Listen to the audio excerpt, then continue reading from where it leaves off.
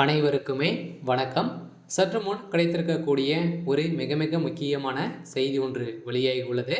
சற்று முன் கனிமொழியின் வாய்க்கொழுப்பால் கலவரத்தில் மண்டை உடைப்பு, இது மாதிரி செய்திகள் வெளியாகியிருக்கு.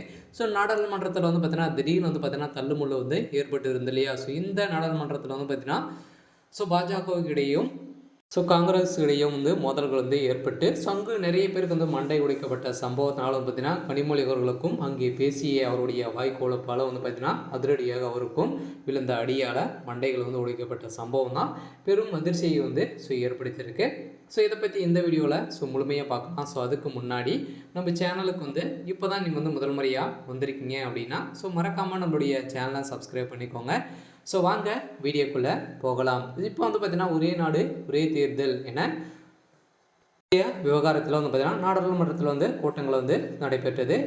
இதில் பேசிய நிறைய கட்சி தலைவர்களும் திமுகவை சேர்ந்த எம்பி கனிமொழியும் தெரிவித்திருந்த நிலையில் மக்களவை, மாநிலங்கள் மற்றும் யூனியன் பிரதேசங்களில் சட்டப்பேரவைக்குள் ஒரே நேரத்தில் தேர்தல் நடத்தும் பொருட்டு அது தொடர்பான 2 மசோதாக்கள் இன்று மக்களவையில் தாக்கல் செய்யப்பட்டிருந்த நிலையில் சட்டத்துறை அமைச்சர் அர்ஜுன் ராம் மேக்வால் இந்த மசோதாவை தாக்கல் செய்திருந்த நிலையில் மக்களை மாநில சட்டப்பேரவைக்கு ஒரே நேரத்தில் தேர்தல் நடத்த முதல் மசோதாவும், யூனியன் பிரதேசத்துக்கும் அதே நேரத்தில் தேர்தல் நடத்தவும் 2வது மசோதாவும் வழிவகுக்க வேண்டும் என இந்த மசோதாவுக்கு காங்கிரஸ், சமாஜ்வாதி, திரிணாமுல், திமுக உள்ளிட்ட கட்சிகள் பார்த்தீங்கன்னா எம்பிக்கள் எதிர்ப்புகள் தெரிவித்திருந்த நிலையில் இந்த எதிர்ப்புக்கு நாடாளுமன்றத்தில் பார்த்தீங்கன்னா பிஜேபியினர் திடீர்னு பார்த்தீங்கன்னா கலவரங்கள் ஏற்பட்ட சம்பவத்தினால கனிமொழியுடைய வாய்க்கோளப்பால் அவருடைய வாய் விட்ட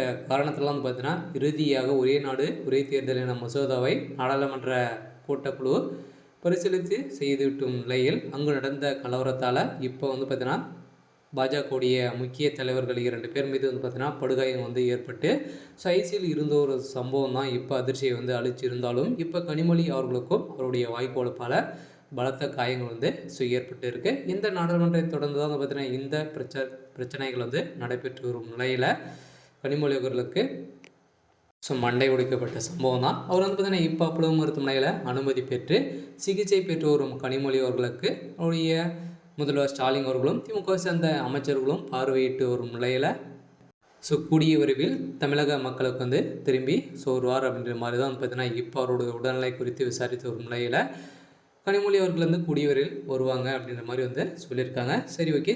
இன்னைக்கான அப்டேட் பார்த்தீங்கன்னா இதுதான். மறக்காமல் நம்மளுடைய சேனலை சப்ஸ்கிரைப் பண்ணி சப்போர்ட் பண்ணுங்கள். தேங்க்யூ.